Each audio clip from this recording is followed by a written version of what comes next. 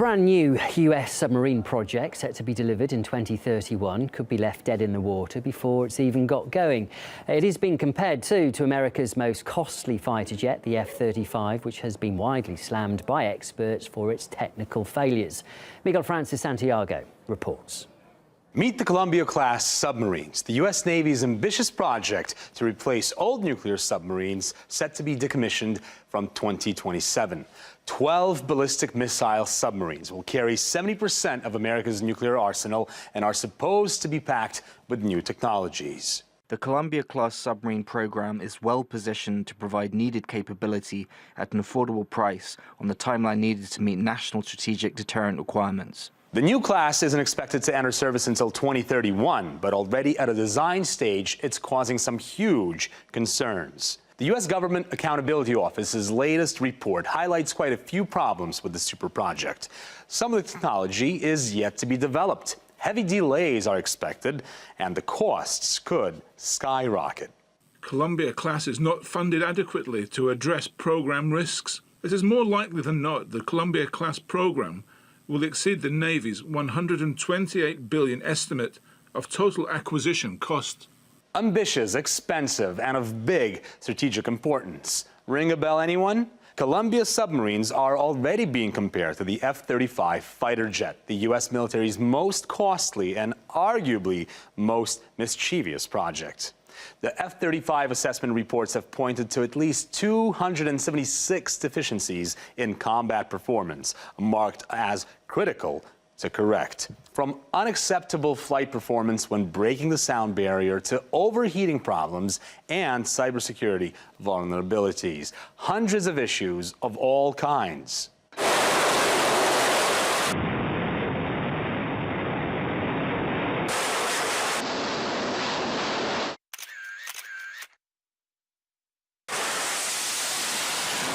So why would the U.S. pursue another ambitious project and insist it's flawless despite worrying assessments? Called front-loading. You make a lot of big promises up front that this wonderful new technology is going to work just perfectly, and then you hook in Congress to commit to funding something like this.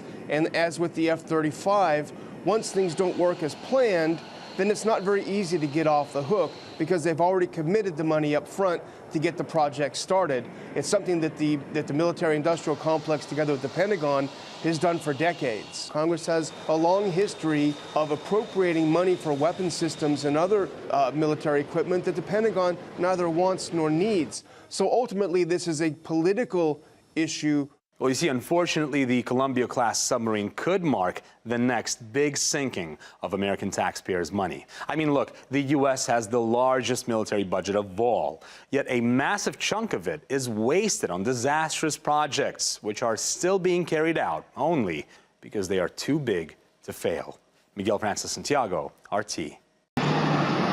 We're not just a junkyard.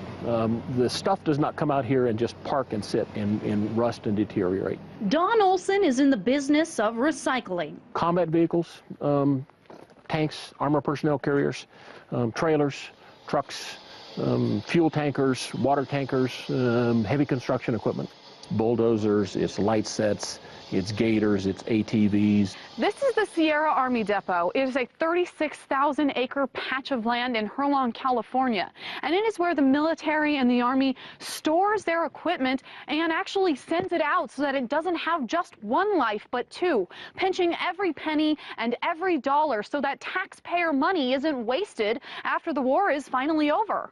This stuff has been used once, and we bring that value back by having it being reused again.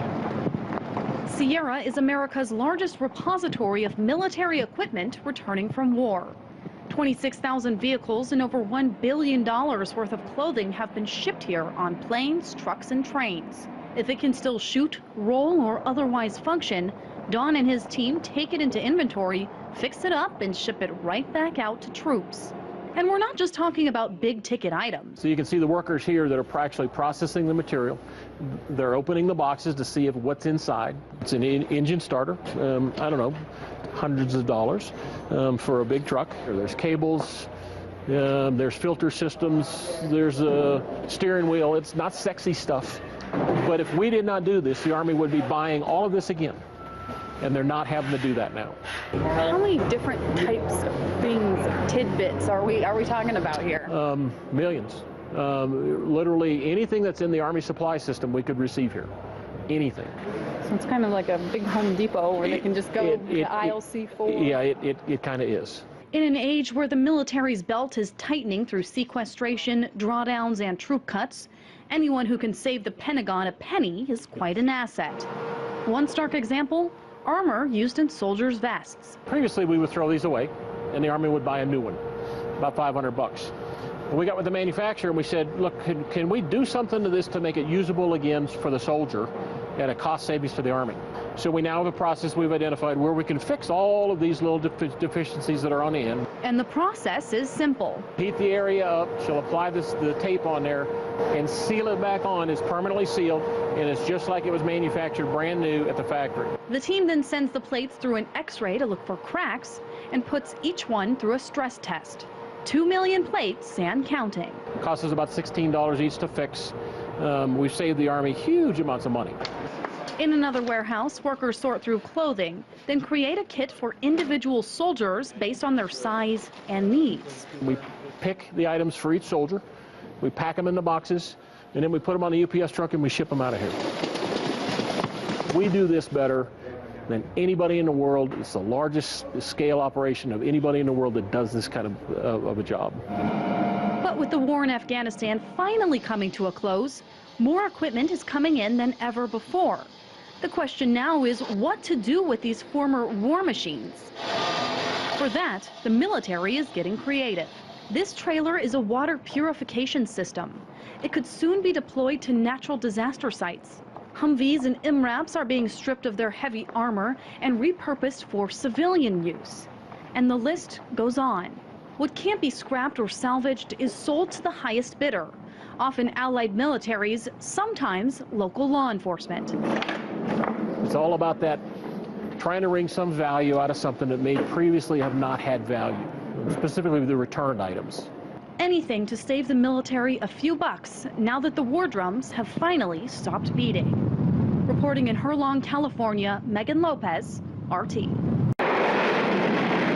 When it comes to taxpayer money, perhaps no agency knows how to spend it quicker than the U.S. military. The Pentagon, left to its own devices, will spend money on anything. Over the past decade, defense spending has claimed a bigger part of the federal budget, with aggressions ramping up first in Afghanistan and then Iraq. In fact, the United States spends more money on defense than the next 10 countries combined. President Obama and Congress set the military spending cap for 2015 at $496 billion, leaving plenty of room for all new top-of-the-line equipment. With all of that spending, government watchdogs don't have to look hard to find waste. A lot of money has been wasted in Afghanistan and Iraq. Weapon systems being sent over, facilities being built that weren't needed. The Special Inspector General for Afghanistan and the Special Inspector General for Iraq have identified at least $100 billion worth of wasteful spending. Senator Tom Coburn's annual government waste book highlighted some of the starkest examples of lavish spending by the military in recent years, including the Air Force's C-27J Spartan, an airplane that can take off and land on unpaved runways. My favorite program in this is the fact that the Air Force bought $600 million worth of airplanes, and as soon as they were delivered and shipped them to the desert. The military has spent a reported $567 million on the project since 2007. However, a 2013 report by the Dayton Daily News found that at least a dozen of these transporter planes were moving straight from the assembly line to a storage unit in Tucson, Arizona, without having ever been flown on a military mission. They were built, finished, we never used them. They've been shipped to a graveyard in Arizona. They're not going to be used. Why were they built? Solely because of the argument of jobs in Ohio and a contractor who was pushing for those jobs. The Pentagon, in that case, didn't want them. So rather than leaving the transporter planes in the desert to rust, Congress has directed the Department of Defense to give 14 of them to the U.S. Coast Guard for free. But the C-27J wasn't the military's only fiscal fiasco. After spending 3 years and nearly $300 million on a state-of-the-art surveillance blimp, the Army finally decided to deflate the project for good. The long-endurance multi-intelligence vehicle was nicknamed the Unblinking Eye for its ability to fly unmanned surveillance missions for 3 weeks at a time. However, a number of delays in the release date, along with overspending on parts, caused the project to be scrapped in 2013 and the blimp to be sold back to the contractor for 1/1000th of the price. It's time for adult leadership to come in and say, you know, I know you really like that bright, shiny object over there, and it's really sexy, but I don't think you need it, and we need to rethink why we're spending money on that.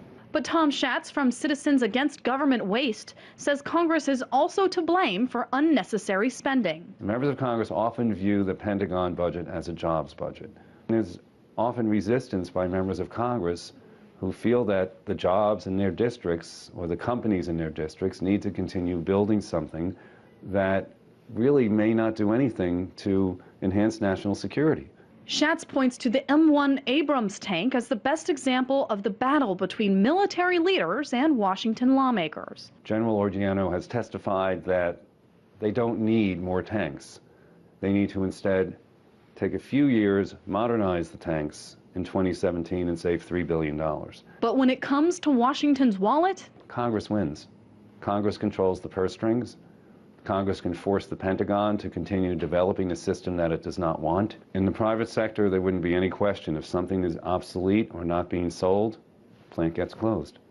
In Washington, unfortunately, decisions are not always that rational. but not everyone agrees with that assessment. Four-star General John Allen, a former commander of the coalition forces in Afghanistan, says Congress has always supported the troops to the best of its ability. The Congress, on behalf of the American people, have been extraordinary in providing the leadership and providing our troops everything they needed to accomplish the mission. Waste is not unique to any particular branch of the military. However, with the Afghanistan war winding down, perhaps the Pentagon will finally get its fiscal house in order. In Washington, Megan Lopez, RT.